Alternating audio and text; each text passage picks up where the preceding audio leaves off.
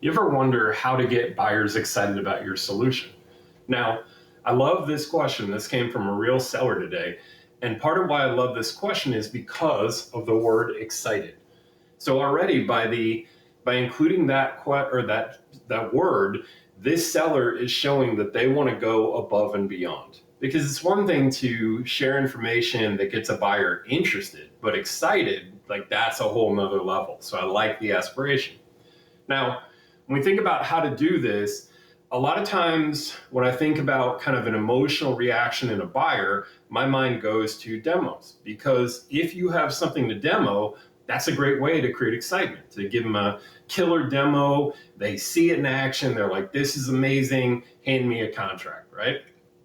Now, the challenge is, depending on what you sell and what your solutions are, you might not have the option of a demo. Then what? And so what I'm going to share with you are 4 things that I think you want to be able to do in some combination. And the cool thing is these 4 things are agnostic. It doesn't matter what you sell. It doesn't matter if you have the ability to do a demo or not. You can do these starting tomorrow. So let's talk about the first one.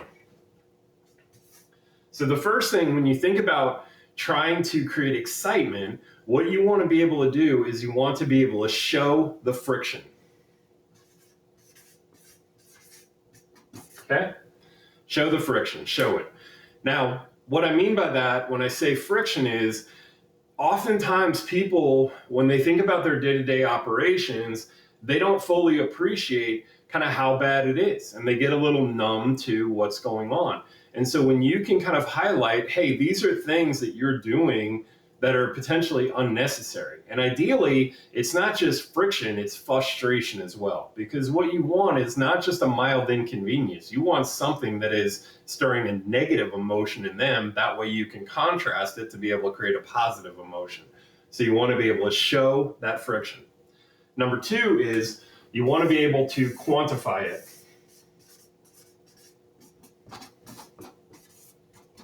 And sometimes this is hard, right? When you think about quantifying the pain, the risk in their environment, you might not know. And you might just be taking a best guess, but that's okay.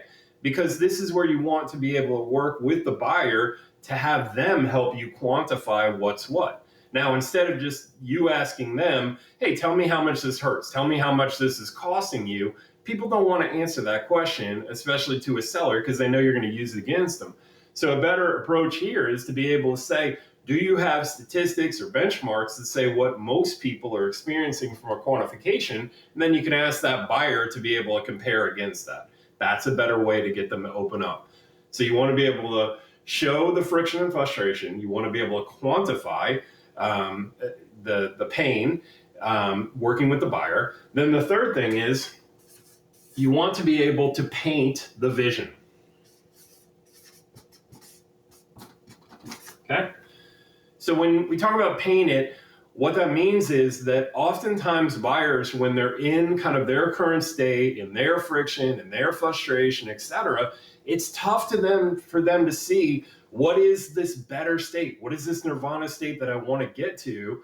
And so you want to be able to kind of help them see it in their minds, because the more that they can see that vision and that destination you want to get to, or you want them to get to, the more inclined they're going to be to say yes to you. And so your ability to really paint a picture with the words is critical if you want to create excitement. And then the last thing is you want to be able to prove it. And this is an important one because people naturally distrust sellers. And so your ability to be able to show, don't take my word for it, here's proof, right? And proof can take different forms, whether it's customer stories, white papers, etc. But you just want to think about this kind of sequence of events, because when you do this, people really start to get excited because now they're seeing, hey, my world's not optimal. There's a lot of cost and pain around it. I love where you're trying to get me to, and it seems like you can actually get this done.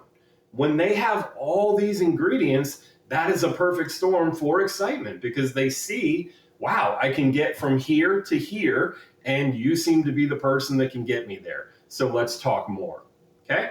So if you follow this, it will really help you increase the odds of being able to create excitement in your audience.